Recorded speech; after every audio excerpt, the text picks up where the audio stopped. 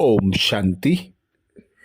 स्नेह और शक्ति, सरलता और गंभीरता की सजीव मूर्त दादी गुलजार जी। दादी गुलजार जी के पुण्य स्मृति दिवस पर विशेष दादी जी के द्वारा उच्चारित अनमोल रत्न सुनकर, उनका मनन चिंतन कर हम अपने पुरुषार्थ को तीव्र कर सकते हैं। दादी गुलजार जी का पुण्य स्मृति दिवस 11 मार्च 2023 को द्वितीय पुण्य स्मृति दिवस होगा। इस विशेष दिन हम दादी जी के विशेष अनमोल रत्नों का मनन चिंतन कर दादी के समान, बाप दादा के समान बनने का पुरुषार्थ करेंगे। दादी जी विशेष अटेंशन खिंचवाती, सब बच्चों को मायाजीत बनकर, देही अभिमानी बनकर, बाप समान बनकर बाप के साथ जाने का पुरुषार्थ करना है, जिसके लिए दादी ज्ञान के गुह्य रहस्य को हम बच्चों के समक्ष रखती। दादी हम बच्चों से निस्वार्थ स्नेह करती, इसीलिए दादी हमको आप समान बनाने के लिए विशेष क्लासें कराती। तो उन्हीं विशेष क्लासों में से कुछ अनमोल रत्न जो दादी जी के पुण्य स्मृति दिवस पर हम बच्चों को मनन चिंतन करने के लिए दिए गए। दादी कहती, कोई भी बात मुश्किल तब लगती है जब मायावार करती है। हम सबका यह लास्ट जन्म है, तो लास्ट जन्म में सारा ही 63 जन्म का हिसाब किताब चुकतू होना है। फिर चाहे योग बल से करो, चाहे बीमारी से करो, चाहे सहन शक्ति द्वारा करो, तब ही बाबा के साथ जा सकेंगे और साथ में फर्स्ट जन्म में भी आ सकेंगे। दूसरा रत्न दादी कहती, समस्या को परिवर्तन करके समाधान स्वरूप बनने के लिए स्वयं में शक्ति भरनी है। अपने को शिव शक्ति समझेंगे तो कभी भी नरम स्वभाव, रोना, रूसना, रूठना, चिल्लाना, इस प्रकार की कोमलता नहीं होगी। तो अपने को छोटी व कुमारी या पुरुषार्थी नहीं समझना। कुमारी है तो कोमलता है। अभी तो बाबा का स्थान मिल गया, बाबा की गुरु भाई बन गई, तो अभी कर्मों की गति को ध्यान रखते हुए बहुत काल से तीव्र पुरुषार्थी की स्थिति होनी चाहिए। बहुत काल के पुरुषार्थ के विजयी, क्योंकि हम जो भी कुछ करते हैं उसका हिसाब तो बन ही जाता है। गलती की तो दंड भी हिसाब है। दादी जी के द्वारा दिया गया तीसरा अनमोल रत्न, ज्ञान के पॉइंट केवल रिपीट नहीं करो, लेकिन शुद्ध संकल्पधारी समर्थी का स्वरूप प्रत्यक्ष दिखाई दे। ज्ञान का मनन करके उसी में मगन हो जाओ, अर्थात भिन्न भिन्न ज्ञान के पॉइंट में मन स्थिर हो जाए। मनन करना अलग है, रिपीट करना अलग है, वो भी अच्छा है। अलग अलग टाइम पर अलग अलग टॉपिक के पॉइंट पर मनन करते मगन हो जाओ। जैसे योग की सब्जेक्ट में मगन करते करते उस रूप में चले जाओ तो सारा व्यर्थ खत्म होता है। चौथा रत्न दादी कहती, कुछ भी करो लेकिन व्यर्थ संकल्पों को स्टॉप करो, क्योंकि यही योग में बहुत डिस्टर्ब करते हैं। बाबा कहता है, जो मैं जिस दिन कहता हूँ उस दिन ताजे माल में ताकत होती है। उसी दिन आप प्रैक्टिकल करो तो आपको हिम्मत भी मिलेगी, बाबा की मदद भी मिलेगी। बासी खाना खाने से तो बीमार हो जाएंगे। पांचवें रत्न में दादी कहती, मिट्टी के मटके को भी चारों तरफ देख करके लिया जाता है। तो क्या मैं तुमको ऐसे ही सरेंडर करा दूंगा?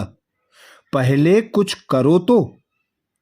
दादी कहती, पहले कुछ करो तो सही, मरो तो सही, जीते जी मरना तो पड़ेगा ना, सहन करना पड़ेगा, शक्ति रूप बनना पड़ेगा, यह तो करना ही होगा।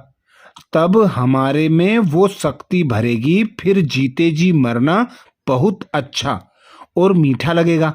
लेकिन जिसके संस्कार टक्कर खाते होंगे वह कहेंगे गलती कर ली, पता नहीं किसके संग आ गई, मर तो गई लेकिन है बड़ा मुश्किल।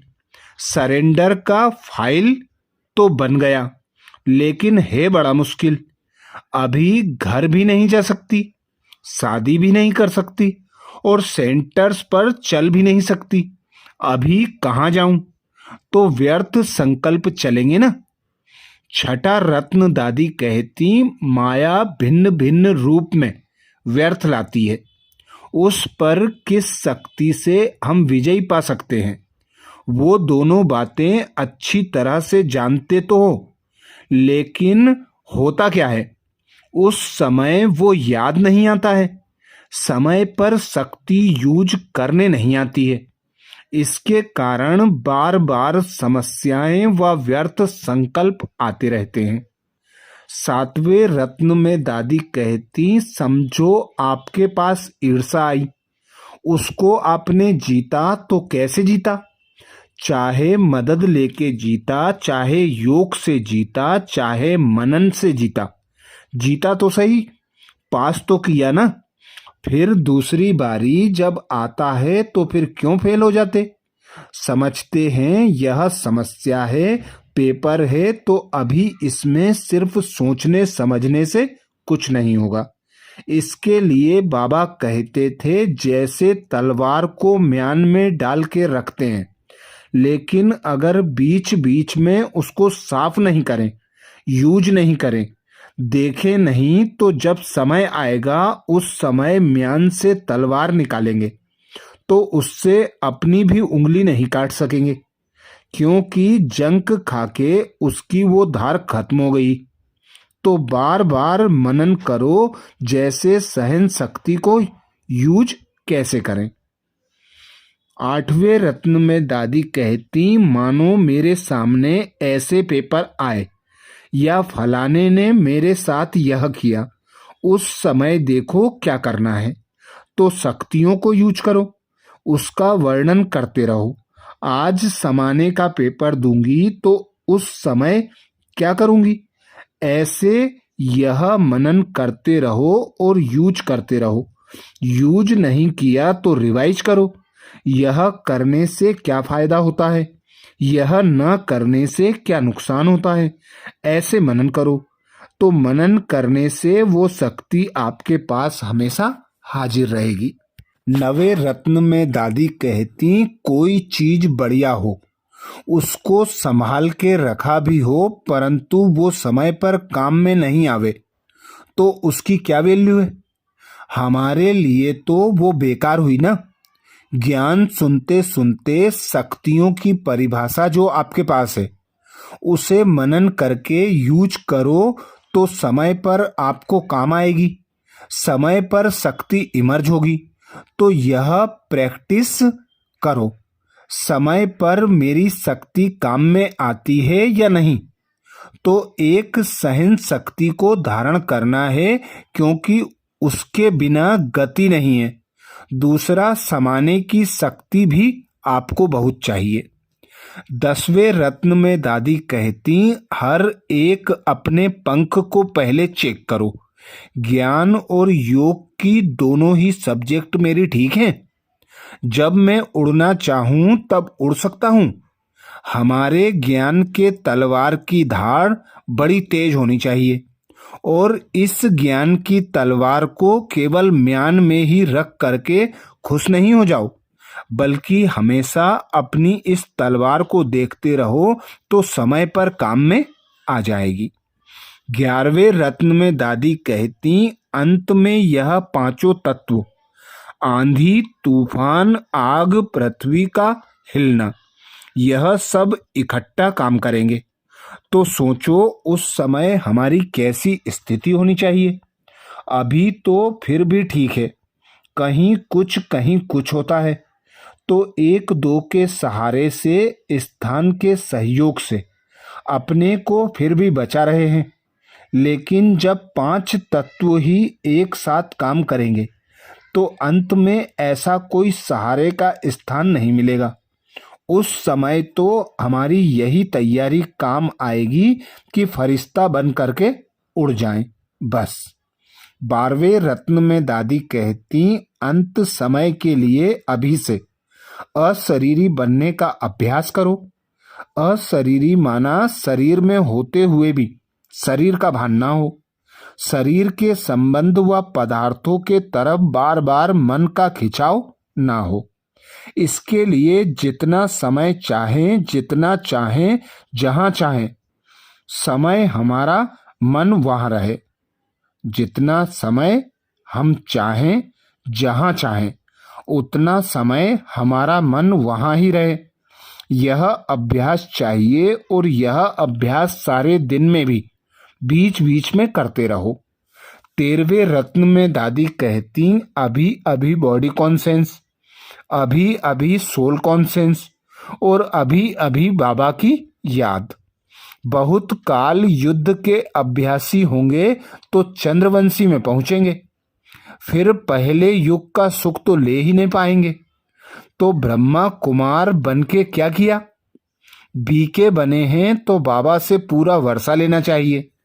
अगर योग में मेहनत व युद्ध है तो कर्मातीत या अशरीरी स्थिति का अनुभव नहीं कर सकेंगे। फिर अंत में आप युद्ध में ही जाएंगे, क्योंकि अंत काल तो किसका पूछ कर नहीं आएगा। 14वें रत्न में दादी कहती, बाबा ने कहा है कि सब कुछ अचानक ही होने वाला है, इसलिए एवर रेडी रहो। जो एवर रेडी रहेंगे वही पास होंगे। कल क्या होगा कुछ भी हो सकता है, इतना एवर रेडी हमको रहना चाहिए। इसके लिए मम्मा का एक फेवरेट स्लोगन था कि हर घड़ी अंतिम घड़ी, अंतिम घड़ी में और कोई बात याद नहीं हो। 15वें रत्न में दादी कहती, कभी भी कुछ भी हो सकता है, लेकिन मैं रेडी हूं। मैं सेकंड में उड़ सकती हूं या टाइम लगेगा। बाबा को उल्हाना देंगे या बाबा से मदद मिलने के लिए बाबा को याद करेंगे, लेकिन बाबा ने कहा है कि हिम्मत वाले को मदद मिलेगी। हिम्मत माना योग ठीक हो, विजयी हो। विजयी को मदद नहीं मिले यह हो नहीं सकता। 16वें रत्न में दादी कहती, याद का टाइम बॉक्स बनाओ। एक एक मिनट करके 10 मिनट हो जाएंगे तो हमारी लिंक जुटी रहेगी। हर घंटे में 5 मिनट 2 मिनट जितना समय निकाल सकते हो उतना निकालने का अभ्यास करके बाबा को याद करो। बीच बीच में चेक भी करो कि हमारा सारे दिन में याद का लिंक जुटा रहा है। निरंतर याद का अभ्यास बढ़ाओ तो अंत में उसकी मदद मिलेगी। अच्छा, ये थे दादी जी के अनमोल रत्न जो हम भाई बहनों के लिए दादी जी के पुण्य स्मृति दिवस पर विशेष मधुबन घर से आए, जिनका मनन चिंतन कर, जिन्हें स्मृति में रख हम अपने पुरुषार्थ की गति को तीव्र कर सकते हैं। अच्छा, ओम शांति।